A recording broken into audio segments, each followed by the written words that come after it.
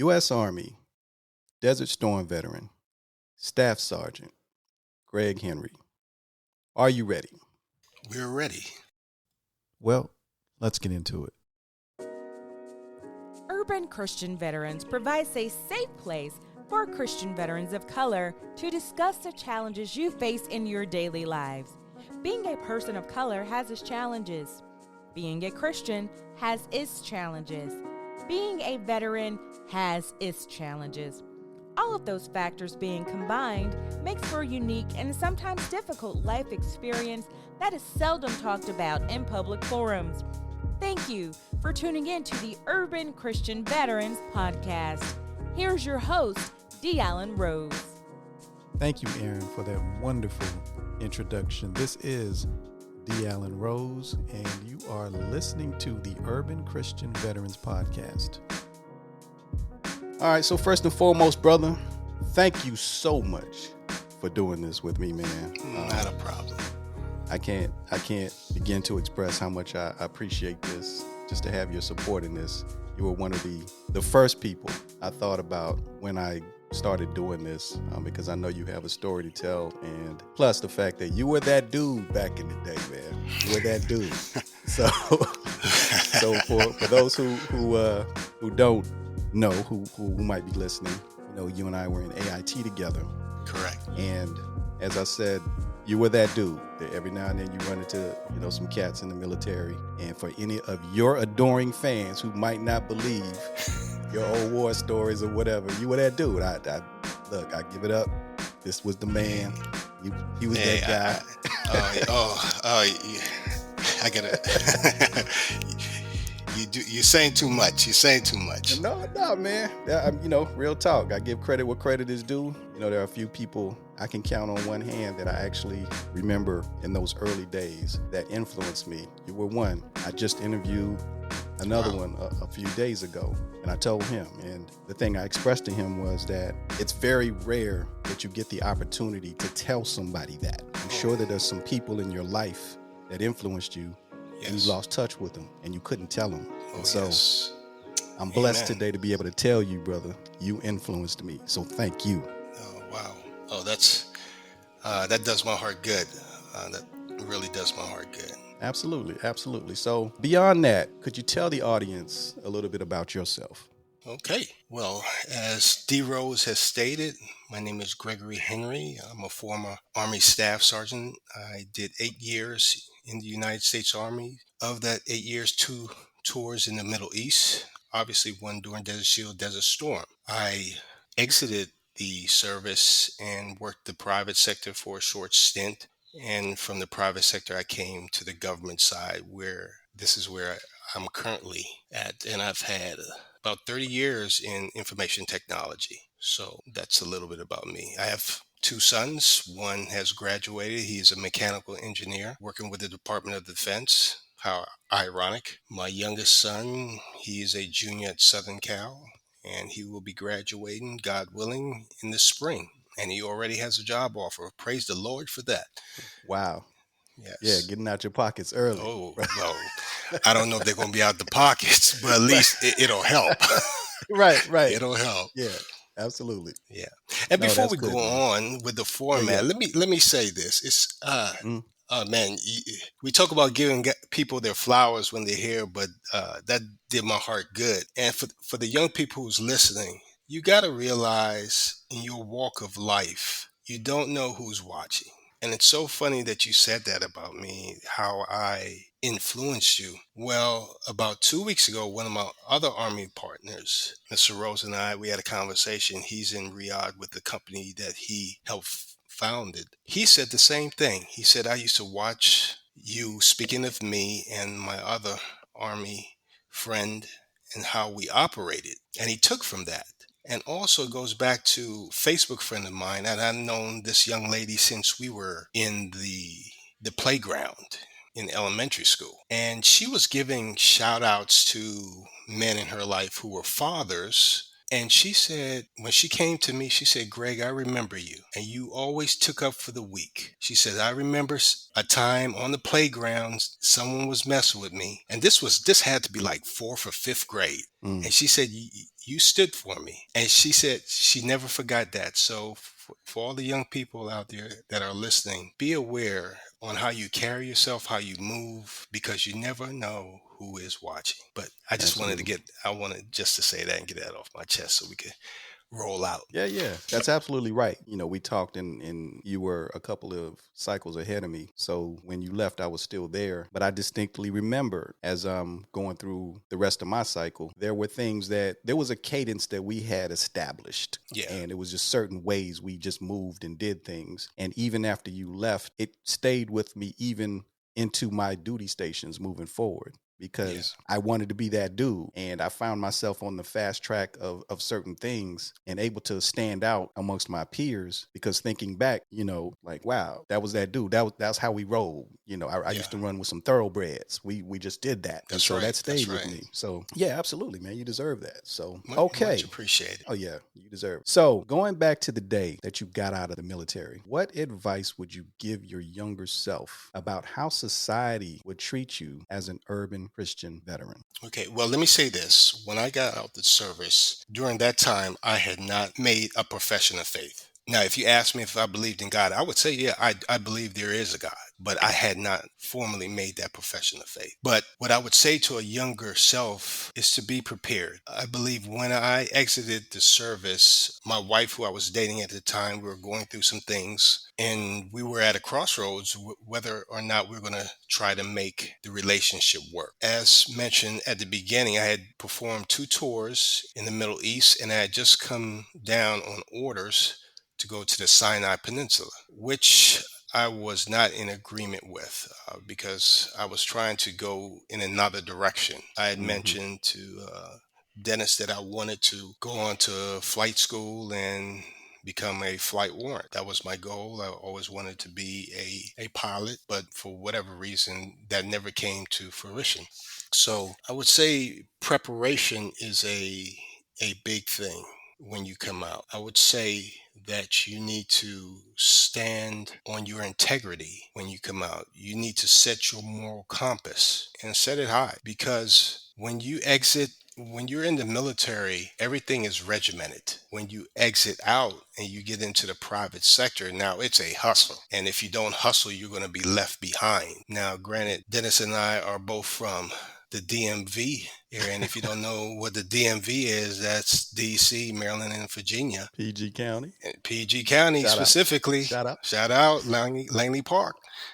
Right on. But you have to hustle. And hustle, when we were coming up, meant one thing, but hustle can mean a hustle in anything that you do. So at least in that aspect, I was used to working hard and hustling. And because of that, I was able to parlay that into a nice career where I could support my family. So to tell my younger self, be more prepared. If you know you're going to exit the service, be more prepared. Be ready to stand on your moral compass and stand on your integrity. Set your moral compass and stand on your integrity is what I would tell my younger self. Beyond those things, is there anything that you would warn yourself about? Yeah, there's a preformed idea possibly of who you are. And I believe, going back to what you said about when you met me in AIT, the way I grew up with nothing. I didn't live in a house until I bought my first house. You hear comedians talk about when you turn on the lights and you see roaches running all over the place.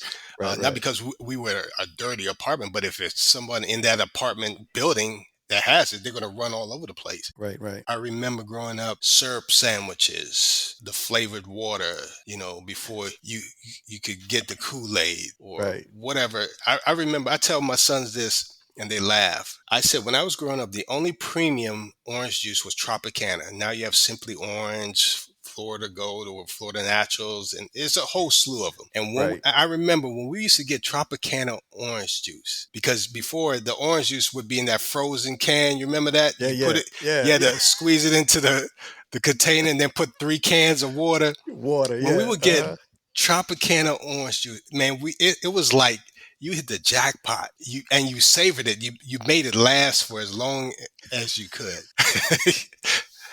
But it's just little things like that that formed me. And I had my Hmm. cousin ask me this, what drove you, Greg? And he was living better than I did. He lived in a house. It seemed like he had everything. I said, I wanted what you had. I Mm. wanted to be in a nice house. I wanted to have a nice car. I wanted to have nice things. As most people, if you would ask them, they would say, yes, I would like all of those things. But it drove me to carry myself in a certain way, to always be sharp, the way I presented myself, my dress, haircut, everything. So, and that's one other thing I could say. The military fit me. Mm.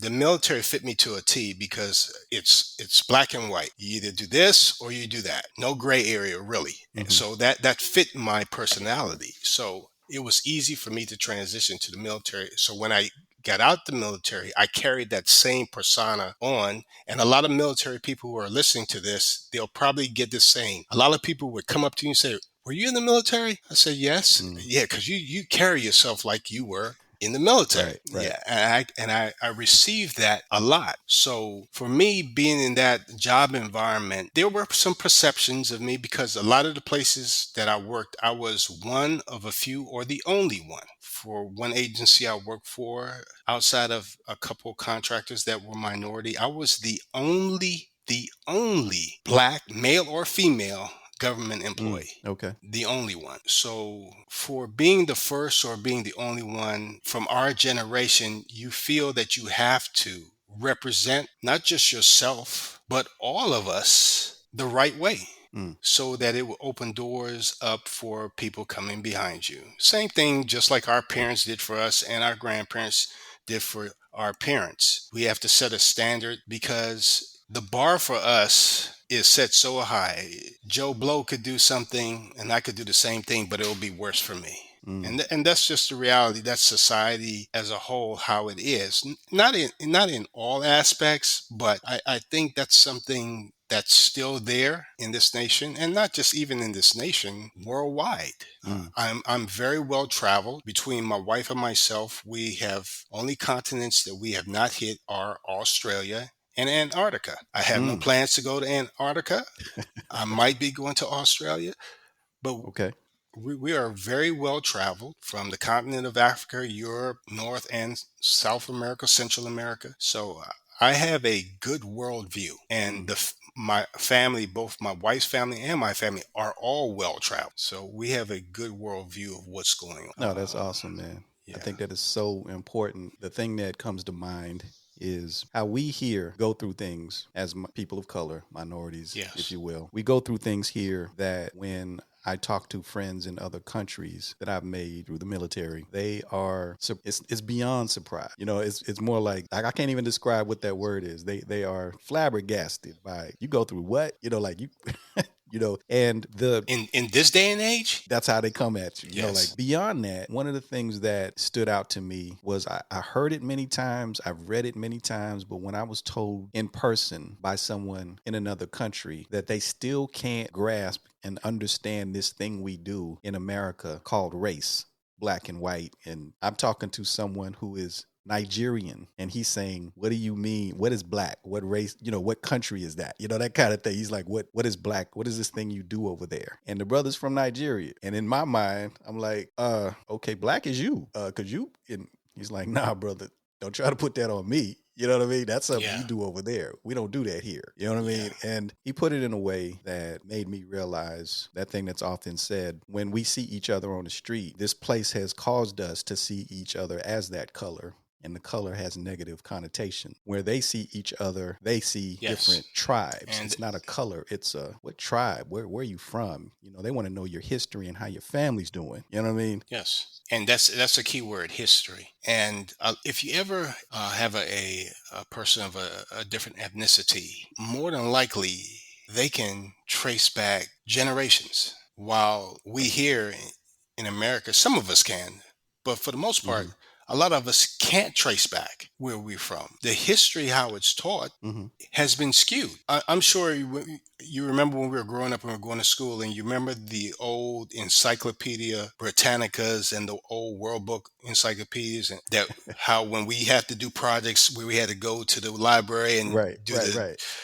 do a decimal system and go through that card reader, and you use these encyclopedias. If you could get an old set, and I have been looking for an old set, say a set from the 60s or 70s, so I could show people how Mm, history has been skewed, because during that time period, some of those encyclopedias that you would be using and you would research that right. information, you would put it down as fact. Well, today we finding out Mm, those facts really weren't fact. They weren't true. So our history, as we know with the slave trade, it was stripped. When you break up families, take away languages, hmm. that hurts a society. I heard a conversation from black and white from South Africa, and things still need work over there, but they're moving in the right direction because they did one thing. I heard them say they acknowledged it and they're willing to really discuss it. Well, today we're having discussions on critical race theory and a whole bunch of other things, Well, which that could be another, yeah. that could be a podcast for another day.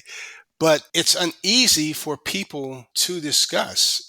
And if you look at what has transpired over the last few years from Charlottesville, Virginia, and other locations around the nation, January 6th, all this disruptive behavior and tension and turmoil, the United States is in a state.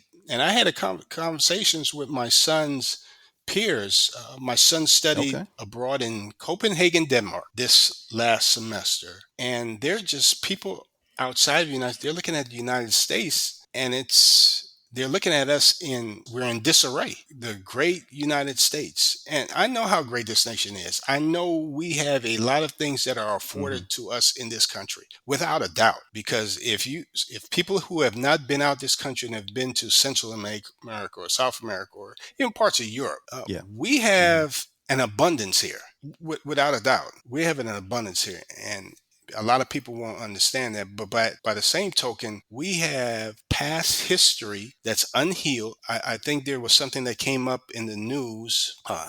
Her name eludes me. Oh my goodness, Oh, yeah, the yeah. lady Hmm. involved in the Emmett Till, Yeah, the one. Yeah, and I'll say yeah. massacre, Right. because they massacred that child. Hmm. They massacred him. I believe she's living in North Carolina, and they're, I believe, issuing a, what Well, you call it, a warrant I for her think, arrest, yeah. So and rightfully so, in my opinion. the original warrant was found and it was never served. And I don't know where they are. Yes. I think that they're trying to petition the courts to allow for it to be served. But yeah, I'm with you.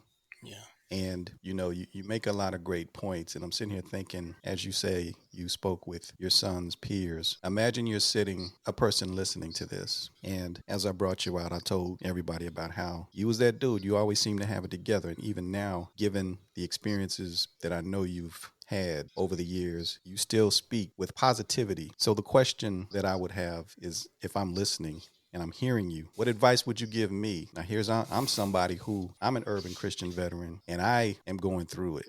I'm talking about on my job. I have people coming at me, treating me differently because of how I look, my race, meaning that I have to work twice as hard as my peers to just be treated equally. And sometimes that doesn't even work. I'm a believer, and as a believer, I Okay. have non-believers out here that are coming at me. I have other believers out here. They say they're believers who happen to not be minority, they must have a different belief than I do, because we don't seem to read the same Bible. It doesn't seem like it anyway. And then there are other believers out Yes. there who look like me and still don't seem to see eye to eye with me as what our belief system should be. On top of that, I'm a veteran dealing with Okay. all of that. And a lot of these cats that's coming at me this way are non-veterans. They don't even have the same sense of urgency. They don't have the same sense of standard that I have. So I'm dealing with all of this. And as I look at you and you seem to have it all together, is it that you don't experience these things, or how do you deal with it? Okay. First of all, I don't have it all together. Number one, no one does. So let's get that straight. No one has it all together. This life, You're constantly evolving and learning throughout this life. If we had it all together, hey, we should come out the womb and go straight to glory. Right. If it was like that, but obviously it's not. My pastor talked about this, something similar, and I'll say a couple of things. Number one, I have to keep moving forward because if you go back to the beginning on what I said, I have two young kings that's coming up behind me. They're watching me. You have sons yourself. And whether you have daughters too, they're watching me. They're watching you on how you handle things. So, number one, because I love them, because I'm trying to set a better standard and a better way of life for them, I have no choice but to keep moving forward. To answer your question, how do you do that? Well, second part of this show, urban, what's that next That's word? it. Christian. Okay, so as a Christian now, there's a higher power. My pastor touched on this, that sometimes we forget Mm. to fall on him, me included. Okay, I might call my partner in the land. I might call D Rose. I might call such and such. But hold up, the ultimate call that's always there. A lot of us, as Christians too, we don't make that call to him. A pastor was giving this sermon one day, and I hope people Hmm. take this to light. He said, "When you think you're about to do wrong, imagine Jesus is sitting there right next to you." Man, the next day I'm driving down the highway Uh, and somebody, cut me off or something. I don't curse. I'll never flip anybody off. I stopped cursing back 21, 22 wow. years old. My Okay. sons have never heard me curse. That's a segue, okay? So before I reacted more with my facial expression, I looked to my right. I said, "Jesus, are you there?" That'll get you straight. That'll get you straight. Yeah. It'll get you straight. So the pastor said, sometimes before we reach out to either mom and dad, and it's great that we can reach out to these family members and friends, but Right. don't forget about the Right. ultimate creator and healer Mm. and problem solver that we have. Right. Is to reach out to him and get into your word. Mm. Read the word. And I tell people this. I hadn't done it lately. I'm confessing, but start out, just read Proverbs. One proverb a day will Okay. take you through the whole Proverbs for the month. Okay, with the Proverbs where like February, if it has 28 days, you might have to read two. Not a big deal, but just read Proverbs. And if you do that for a whole year, you have gone through all the on. Proverbs 12 times. And as a Christian, you should try to read through the Bible cover to cover at least one time in your life. I know when you're going through Numbers, Yeah, it's hard. Yeah. it's a bear. It's hard. Yeah. Deuteronomy, but Numbers, when this person Yeah, the begat this person, and this genealogy. person begat, and you got to go. Yeah. Yeah, but try genealogy, but read from cover to cover at least one time. And finally, I'll say iron sharpeneth iron. Surround yourself with people who are like-minded, and everybody doesn't have to be the same. And when I'm saying like-minded, not necessarily the same way of thinking, because we all don't think the same, but to have certain core beliefs that you all believe in to help strengthen you in times when you're at a low point, because we all Right. know you're going to have low points. You're going to have low points. So when you are going through something, fall on the Lord and fall on those like-minded people. But remember, he's always there. When you're in your car and you're thinking about saying or doing something you're not supposed to, There it is. Jesus is right there in that seat next to you. Okay. Yeah, that'll get you. All right. That'll get you to behave. So, what would you say is the one thing people get wrong about you the most? I'm Really? unapproachable. I think because, especially before you get to know me and I bring myself into a new organization Mm-hmm. or venue, whatever it is, Mhm. I have a certain way I carry myself. And I believe what I get is I'm unapproachable. My friend who I mentioned to you that's in Saudi, who formed a company over there, the logistics company, he said when he first saw me, again, I was very serious. And as I told you, Dennis, we were the first class when they reclassed us to go through Fort Gordon again. And we were roomed together. And he saw me And afterwards we were talking. Our perception, how you could Hmm. perceive people is something. That's why you should never judge a book by its cover, because I saw him. I was like, look at this Right. little nerdy guy that's up in here. And he looked at me. He said, man, this dude looked like a thug. Wow. And Wow. I am so far from a thug, but as I told you when we had a conversation earlier, Dennis, Mm. he's one of the smartest guys I've ever met. And we still talk about this to this day. I think the brother has a photographic memory myself, because we would go through these manuals and be in discussion, and his Mm. recall of information was phenomenal. And for the audience, I told Dennis, Curtis Massenberg won Soldier of the Year, Audie Murphy Soldier of the Year for my military folks. He won Audie Murphy Hmm. Soldier of the Year Hmm. in Europe, which is a big thing. Gives you notice. He beat me at the battalion level for non-commissioned officer of the year, and went on to a major Army Command non-commissioned Wow. officer of the year and won. I thought this brother Mm. was going to be sergeant major of the Army, without a doubt. Without a doubt. He was sharp, very smart, highly intelligent brother. And looking at what he's done in the private sector goes to Mm. show you I Mm. wasn't far off. I wasn't far off. So Okay. to answer, to be short, people's perception of me is usually wrong. They'll find that I can carry on a conversation. I could be very gregarious, even though I keep my group Yeah. very small. And you saw that at Fort Gordon. It was Hmm. just certain people I flowed with. I didn't flow with a lot of people, so their perception is usually wrong with me. They Okay. think I'm unapproachable. Well, is there anything you wish I would have asked? If so, what is it and how would you answer? I get this a lot from young people, and people hear me talk. I'm referencing young people because I have coached basketball. I've done basketball camps. I've helped on certain basketball camps. Matter of fact, you're going to see one of my players from 5 years old. He's going to be at the next level coming up soon. But I would say I get this question asked from a lot of young Mm. people on joining the military. The military I guess during our generation used to be almost a negative connotation, Mm. especially for us, our Mm. urban fellas. I myself, I didn't have a plan. I didn't have the push or the support that my sons have. And that's no hit on my mother. It's just the way it was. But I would say the question I would ask is, if young people are coming up to you and asking questions about the military, and they're wondering on a direction to go, I would say do your research, figure out what is your passion, what you want to do. And I answer this. I ask this question. I ask them, do you want to do the hoo-hoo thing, or do you want to be something like a corporate business? If it's a hoo-hoo thing, I'll tell Marine Corps or Army Right. Right. infantry, something along that line. I say, if you want the corporate thing, I say Air Force, without a doubt.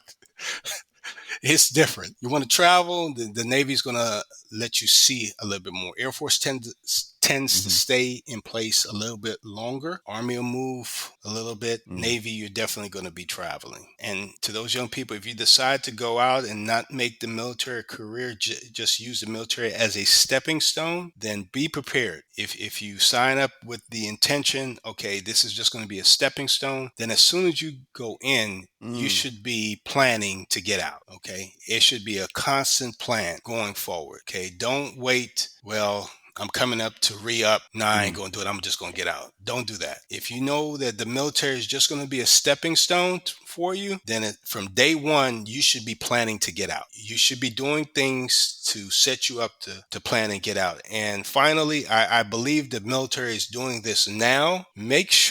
Ensure your VA paperwork Mm. is filed prior to exiting. When you're doing your out briefing, I believe they're doing it now. It's part of the, you know how when we out a process, it's part of the out processing system where your VA Wow. paperwork is completed if you have any issues. So that's one thing. That's a very important thing I would say to people. If you're even in now, if you're planning on getting out, if you have any issues, ensure that Boy, VA paperwork is that is so filed important. upon the out processing. Yeah, you said Okay. something just then, So, and when you talk about how different things were when we were in, one of the things that stands out to me is the military had a tendency to, because of the way things were, it would make you form bonds with people that these were so unique because you met people, form these bonds to the extent that you would be willing to lay down your life for them, and then they rip you away from them and you got to go somewhere else, and there was no good way of staying in communication with these individuals, not like today, right? Let me get your Instagram, let me get your Not Facebook, like today. whatever. You can just Yes, totally different. But back then exactly. It's everything totally was a different. long distance Yeah. call. You know what I mean? It was right, right. You had to actually write a Yeah, letter. yeah. Write a That was our letter, and email. then You had to if you write a move letter. around, it might get you Yeah.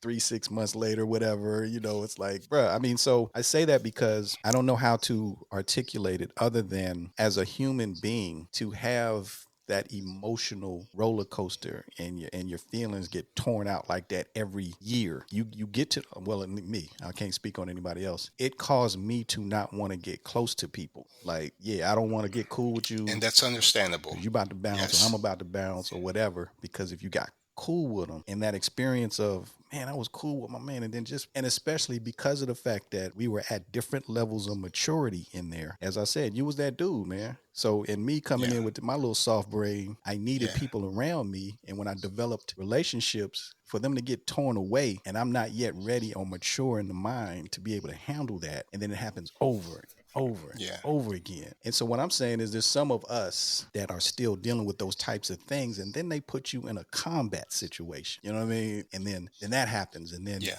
not only are you getting torn away because of orders, but then there's loss of life. You know what I mean? So you're, what you just said Yes. is so Yes. important about that VA Yeah. paperwork, because those are injuries that are not seen. You know what I mean? Correct. Very much so. And what I've seen with the VA is that they have progressively gotten better.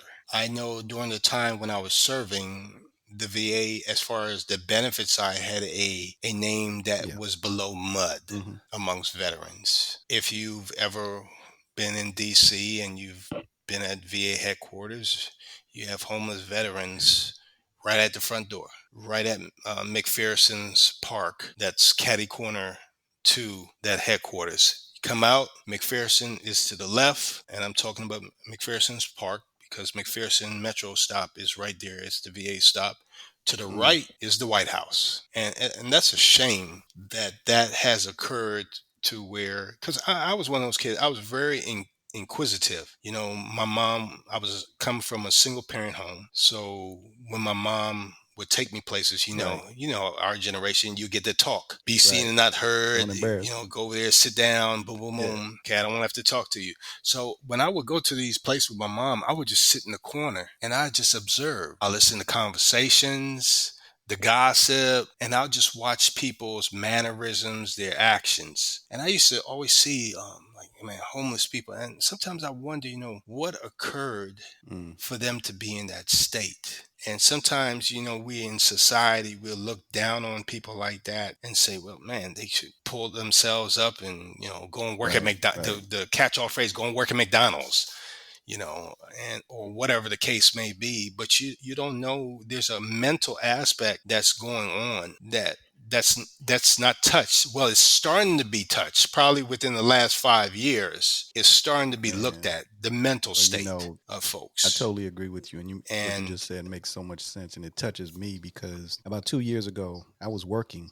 up in DC. I spent about 9 months up there, and while I was up there, I okay, went to the VA hospital, and I'm used to the VA hospital here in Atlanta. It's a little bit different. Went there, and the way it's designed up there, unlike down here where there are multiple ways to get in, up there everybody comes through that front entrance, right where the yes, bus drops you off, and all this other stuff. okay, And so everyone coming through that front entrance, and there's a lobby, and that's where the waiting room is. Brother, when I walked in hmm there and seen all of these vets that look like me in various stages of yeah, I'll just say, yeah, just all kinds of depression, things. And uh, the part that broke my heart was the fact that, so I'm coming in, everybody who I talked to who worked there was the most pleasant, was the most. They were working hard. They were really, you could tell that they loved what they did. They were so overwhelmed by the number of people that needed care. And I'm sitting in the lobby and I'm talking. Yeah, you chatting, you talk it up with somebody, whatever. And I happened to be talking to a brother who I think he was probably Vietnam era veteran, kind of older. What you doing here, young Okay. blood? All of that. We chatting it up or whatever. And in the middle of our conversation, his mind went somewhere else, and the conversation shifted, and he didn't even notice that you know what I mean? His conversation went somewhere else. It just went Oh to a yeah. different place, and what it did for me was it put me on notice that there's this line for us who are dealing with, and I say us, who are dealing with mental health issues, where you are one event or one situation away from stepping over that line, just like that brother. I mean, that brother, when I tell you his conversation went to a different place, I mean, I'm sitting there thinking, is this the same dude I just been talking to for the last 10 minutes? And, it just went somewhere else. Oh And yeah. I was like, oh, It, yeah, these yeah. issues are very real. I'll put to you like this. Between my wife's family and my family, we have Mm-hmm. service from World War II forward. Every campaign, World War II Mm-hmm. forward, Mm-hmm. we have representation on either side. And I'll give you a couple examples. Her uncle Herman came back, had injuries during the time the nation was in a state where Mm-hmm. blacks were not Okay. receiving Right. service. So he self medicated alcohol. Pops, my wife's father, still alive, 92 years old, still gets Mm. around, still can drive during the day, had to tow his trailer from base to base because he Mm. could not stay on the base. He went to Vietnam, he came back, and there were stories that my wife, when we started dating, would tell me about her father. He would nail the windows shut, always looking outside, wants to keep all the Mm-hmm. lights on in the house. Even to this day, if he goes and lies down in the bed and, like, say if I was to go in his room and close and turn off the Mm-hmm. lights, if he wakes up in the middle of the night, he's going to turn the light on. Looking out the window, thinking Mm-hmm. Charlie's out there. These things are real. These things are real, and you got to realize a lot of people, when they enter the service, you're entering it at a very young age, and you got to consider some of our older brothers and sisters who served in a wartime element. Number one, think about the maturity level of that young person that's going in. Number one, and then those traumas were never addressed Yeah. like they're Yeah. trying to be addressed today. So they have been living with that trauma all this time. It's a serious problem. Now the VA is trying to get the benefits up, but they are still behind. When Mm-hmm. you're starting at 100, Far even off. if you get up to 50, you still far off trying to get to the number one spot. So it's a steady process. And every time you have a conflict and you're thinking you're going to get caught up because now maybe these veterans are passing on and you're getting some leeway, but Mm-hmm. then now you got to deal with these newer veterans because right now you're dealing with Yeah.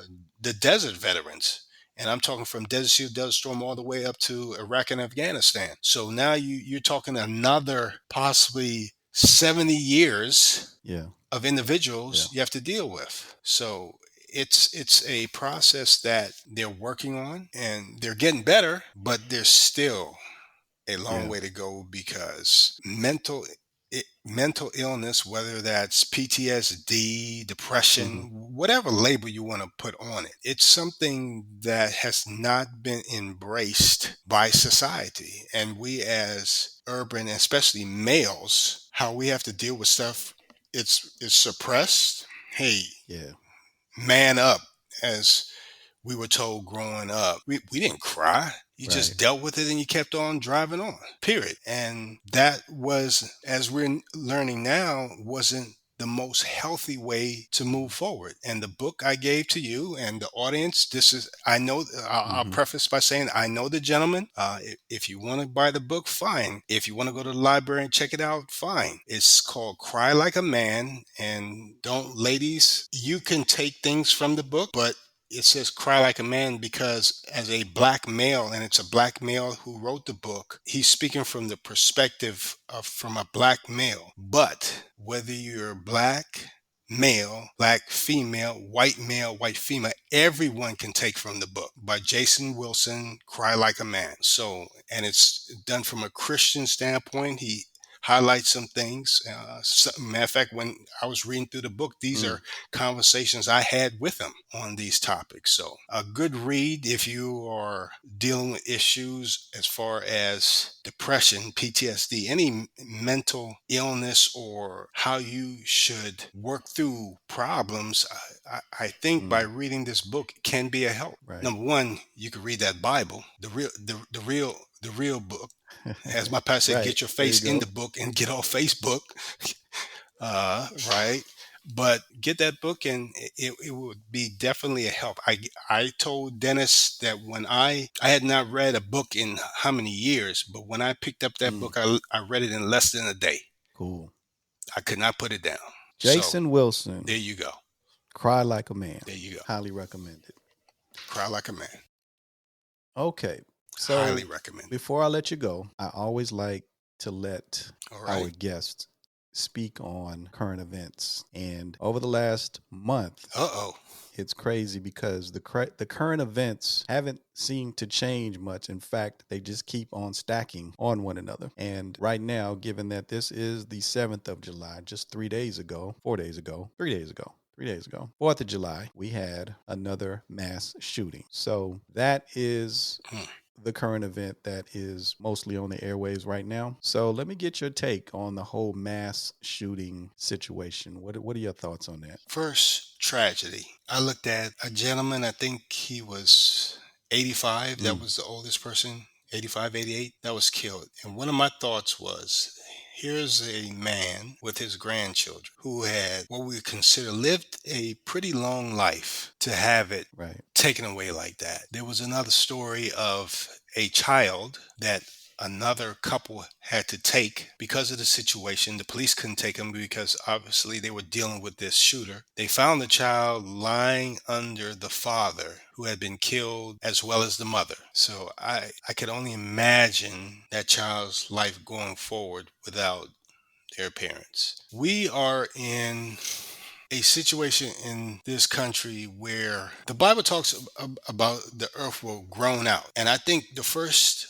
we saw of that was during the pandemic, where you had the red algae, I forgot the name for it, on the golf course cleared up. For those of us who've traveled to Los Angeles, if you come into Los Angeles, there's always a gray haze of fog on the skyline. But during the pandemic, that red algae on the Gulf Coast cleared. The LA skyline was cleared. There was animals reported that had not been seen in certain regions returning. The earth Mm, was healing itself. Okay. We are put here to be caretakers of this planet, but it seems that we can't even caretake ourselves. We have individuals acting out for whatever reason, because of political views, because of racial views, because of possible drugs being taken.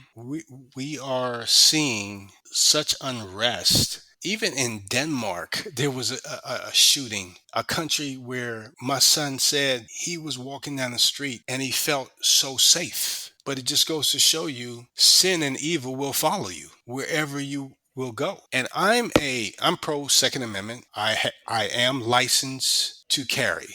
I consider myself very responsible concealed carry person. I've dealt with firearms for many years. I don't just carry it willy nilly. I'm not like one of these fanatics. And if you carry open, we're just going to have to disagree. I don't believe in carrying open, but if that's your thing, get down. But when I get in conversations with people who are against guns, people who are for it, I tell them this: should you have parameters in place in order to be able to conceal carry? Of course, without a doubt. When I came here to Texas, before I can apply for my concealed carry permit, and I'll run this down, then I'll continue my point. I had to be in the state for 6 months before I could apply. I had to have a Texas driver's license. Number two, I had to submit the application, and when you submit the application, it's a cost factor. So I'm gonna tell you right now, it cost me probably over $200 plus mm, to get my carry permit. So when you put in the paperwork, your background, mm-hmm. you have to take a class. A lot of states will do a waiver for veterans, not here in Texas. You have to take a class. And in that class, you have to pass a practical and a written test. Now, for us in the military who've shot, we will have no problems passing the practical. But I could tell you right now, there was people in that class that was shooting that they need some remedial training. And Hmm. I'm being very serious on that. Right. I'm like, nah, you're not Right. even ready to carry because you might hurt yourself. And on top of that, once I submitted all that paperwork, I had to go and get fingerprints taken to be submitted for the final approval. So it wasn't like walk in like when I did in Alabama. It took me about 15 Hmm. minutes to get my carry permit. You can't you can't prepare yourself for evil like that. A lot of people would say that we could put laws in place. We do have laws in place. You could put parameters in place. You do have parameters in place. It was said that his father signed for him to get the gun. But one thing I've known as far as growing up in the DMV, and we explained to Hmm. you what the DMV was at the beginning of the show, if you want to do evil, if you want to commit a crime, if there's a will, you will find a way to get whatever you want Mm. to commit that crime. So, what I would say to people, and Dennis and I had this conversation, be vigilant when you're out and about with your family, because this is just the times we're in. Get out your phone, get off your phone, start paying attention to what's around you, because one instant is probably what you would probably need to possibly get you and your family to safety. Pay attention to what's going on around you. And not saying that something can't happen to you, but be vigilant in all that you're doing. Be aware of what's going on. Because a lot of these people, you could have a person, and we just talked a little bit about mental health. And even let's say it's not even mental health. Mm. Because I think these people are just evil. There's just people here, and the Bible touches Yeah. on this. There's just people who are just evil. And I believe that if Joe Smo, law-abiding citizen, that's your next door neighbor who has weapons, he pays his taxes, he tithes, Hmm. he does all the right things, but one day something happens. He's looking at TV, whether it's I don't know Fox or CNN, MSNBC. I don't care. Whatever your flavor, whatever it is, and something makes him snap. And he decides to take one of his weapons and goes up to your local mall and just starts shooting at people indiscriminately. There's no gun law Right. that Right. can stop that. Evil is evil. And I'm sure if you go to church, your pastor, they'll constantly tell you, we are in those days. You're seeing things happen. I had a conversation with my wife. I said, unfortunately, things aren't going to get better. If you're a Christian, you believe Jesus is coming back. Well, in order for Jesus to come back, Right. there's unrest that's going on. So be vigilant, take advantage of the times you have with your friends, have conversations, love on your family, call your family, don't text, call your family, call your close friends. I had a situation last November. A first cousin very Mm. dear to me committed suicide Wow. with a knife, which is a vicious suicide. It Right. it broke me. And what bothered me, I had not Mm. talked to him in a few months. So live life, man. A lot of people overseas will say people in the United States, they live to work. Nah, I learned a long time ago because I worked for a foreign company, Michelin North America, shortly after I got out of the service. And I'm gonna tell people working for a foreign company, it's a great thing because you're not getting 2 weeks here. They don't call it a Holiday. Yeah. 2 week vacation. They call it holiday.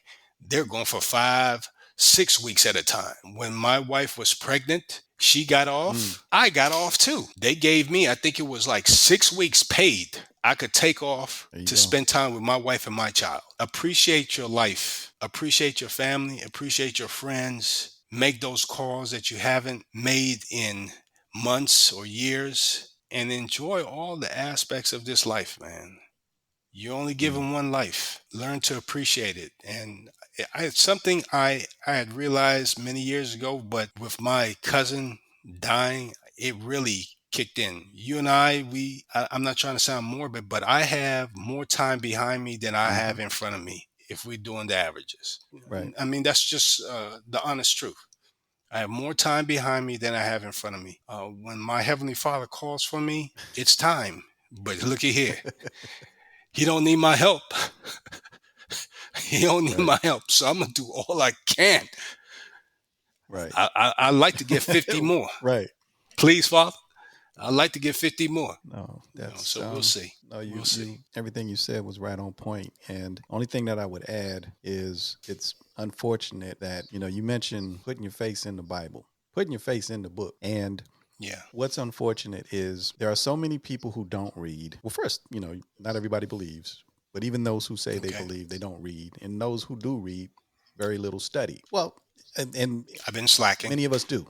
Many of us do. I, And yeah. if you study, you will find that there are so many words in the Hebrew language that there are no one-to-one English translations for. And Okay. there, obviously, in those days, there were a lot of cultural differences than what we have today. There are some things that back then were the cultural norm that are unheard of today. Well, and the only Correct. reason I know what I'm about to say is because I happened to learn it in seminary. And one of the words that I Okay. learned from Hebrew, and I don't know exactly how it's pronounced, but I know it's spelled in English Hesed.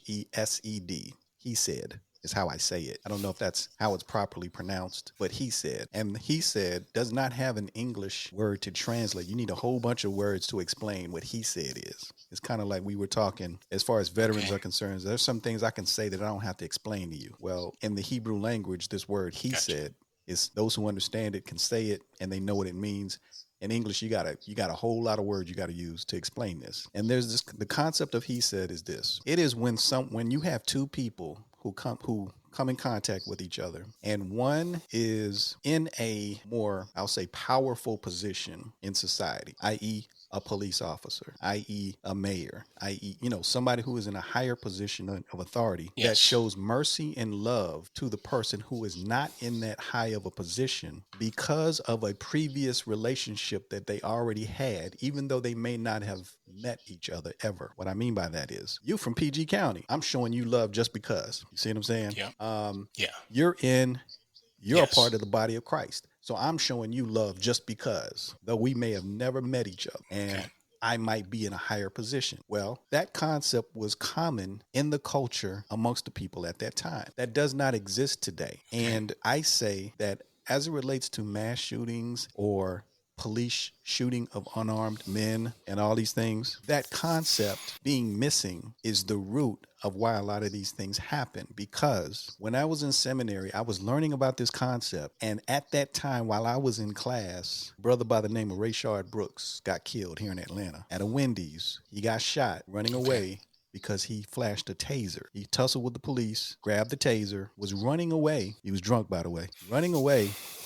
And I think he kind of reached back like he was going to point the taser at one of them, and they shot him, killed him. And that immediately came to mind because I was like, when you understand the story more, he actually had fallen asleep, passed out. I believe he was drunk in the drive-through. Police were called.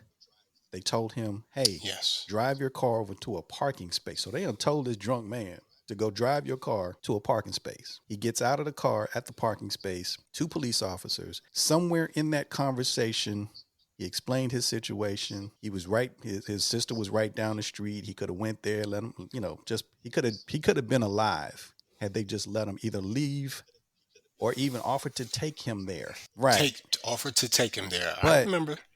a tussle ensued and that happened. What I'm saying is that concept of he said, if there was a connection between the person who was in authority to the person who was not, if there was a love and a mercy that would have been shown based on that connection, he would still be here. But that concept doesn't exist anymore. And so the connection could have been anything. What if Rayshard was a Christian and so was the police officer? Better yet, what if the police officer was from the same neighborhood? Some sort of connection made it, not only would it have Ensued. clicked, but it would have been clicked. Yeah. mandatory that he show love and mercy because of our connection. But that connection is not there. And so this brother lost his life. And the connection is there, but what has it been replaced with? It has been replaced with what you talked about earlier. Why people, the thing that people get wrong about you the most, that you're unapproachable. There's a preconceived notion that based on how you look, Yes. there's a negative connotation already. However, when we talk about the mass shooting compared to the brother that got 60 bullets emptied into him, right? And when you talk about the two people involved, See, yeah. Mm-hmm. let me tell you something. No, go ahead. I don't mean to cut you off. And I have not A couple of things. I have learned to sit still and see things for myself, not listen to the news people. Like I told, and I'll come back to this point when the young man shot those individuals in Wisconsin with the rifle when he was running away. He got off. I forget the Kyle young man's Rittenhouse, is name. that his name? I was Rittenhouse, having a something like that. conversation. Yes, I told my cousins, we were having a discussion, and some of my siblings. I said he's going to get off. They're like, "What you talking about, Greg?" Because I understand what has to be set forth for deadly force. I understand the rules of engagement. When my sons were taking martial arts and they were getting to a certain point where they could inflict bodily harm and even death, Dr. Lloyd, I remember for a month straight building up to that, he explained concept of initiating deadly force, ability, opportunity, preclusion, jeopardy, to have to satisfy those things. Not all necessarily preclusion, which is to try to de-escalate, because in certain situations you're not going to be able to do that, and it's understood why you had to go to jeopardy. Okay.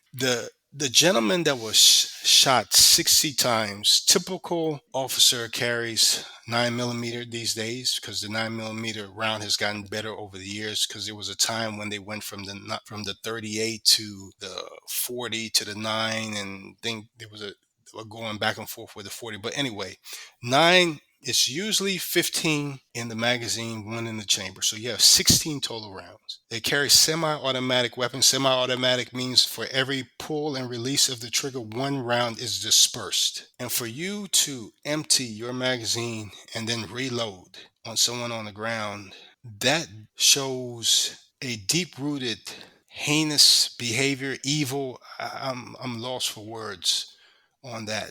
But then this guy goes and shoots at the 4th of July celebration Yeah, and kills people, and yeah. he's taken alive.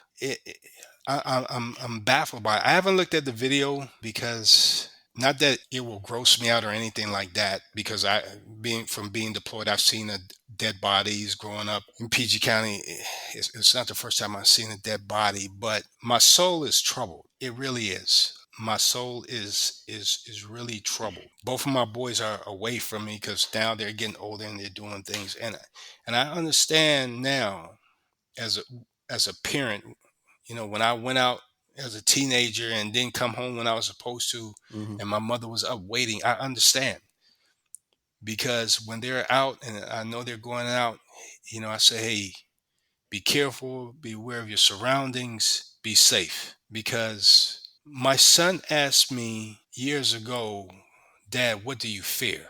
And I told him the wrath of God and having to Mm. bury either you or your brother. We in this country have never healed from slavery, Jim Crow, redlining, all these things. We have never healed. And what we're finding out now is that because information is so prevalent and so at our fingertips, we're starting to read and we're finding out, hold on, this is what Columbus did? What, Right, this wasn't taught in school to us? Hold up. And I was in what you call right. tag, talented, gifted. We didn't learn this. This is why if we took a test from our generation and you said who discovered America, the correct answer would be Christopher Columbus. Am I correct? Yeah, if you want to pass the test. Back, if you want to pass the Right, test. right. Okay. But I always wondered, okay, then why are we called America? It wasn't until my sophomore year in high school, he was my basketball coach, where I found out why we were named America. And so what I'm saying is now we are getting this history. When we grew up, we all remember watching the Ten Commandments with Charlton Heston. Hmm. Okay. And I remember I told Dennis this story back in 1996. I was afforded the opportunity to be in Egypt. I was able to go and see the pyramids, the Great Pyramids of Giza, as well as go inside the pyramids down into the tomb of the Great Pyramid. I was able to go into the Egyptian Museum where all the artifacts from the pyramids and from the Valley of the Kings were brought forth. Okay. And I told Dennis there was a brother about my complexion, and I know you guys are listening to the podcast, but I would be considered a dark skinned brother on the lines of, like, say, Michael Jordan, because I get that a lot from a lot of our white brothers and sisters. Mm. I'm just 6 inches shorter. And I saw this brother about my complexion with the woolly hair, and he was always in awe of the American brothers who came down there to work out. And at that time during the 90s, as we know, hip hop rap was taking a trajectory on a upward tilt. Hmm. And we had conversations. So I asked him one day, I said, "So where are you from?" And I'm thinking, because of his visage, how he looked, I'm thinking he was from Nairobi, Kenya, Cameroon, the Ivory Coast, somewhere. He said, "No, I'm from here." I was like, "Okay, where's your family from?" He said, "My family's from here." He said, "We've always been from here." Mm. And from that point, that opened my eyes to really started looking at history. The country has not healed. The country in certain venues, not saying on one, because I've had these conversations one on one with white folks who are open to having the conversation. But as a whole, the country does not want to have these hard conversations on the relationship between white and black, or white and people of melanin complexion. And it's unfortunate. And until there is a hard decision to have those conversations on a national, state, local level, we will not get past this. Mm. Unfortunately, we will not get past this. And the way I'm looking at it, it seems like things are going to get worse before they can't to getting somewhat better. If January 6th was any indication of that, because I'll let you in on a little something. I know a couple police officers that I grew up with that were there. Okay, look, watch out now. I don't And, need you getting called to the uh, hearings. no, I'm not going. I'm not going any further than that, brother. But I'm just saying, people that like I'm talking like in the sandbox grew up Right, right. with. Okay. Okay, all right. So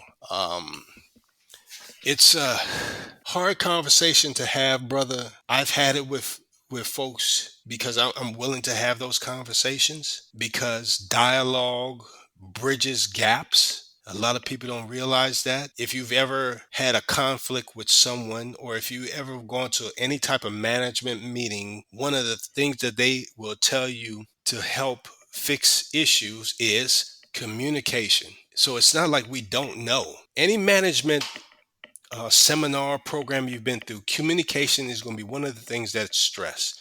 If you ever have to go into marriage counsel, I've had to do that. One of the big things that will be stressed is communication. Mm. And black urban male Christian or non-Christian, that is something we struggle with. Or I'll just use me, Mm. we struggle with, especially when it's someone close to us. Now, if I'm having conflict with someone, I definitely have no problem communicating with you, because if I want to get my point across to you and we are in conflict, Mm-hmm.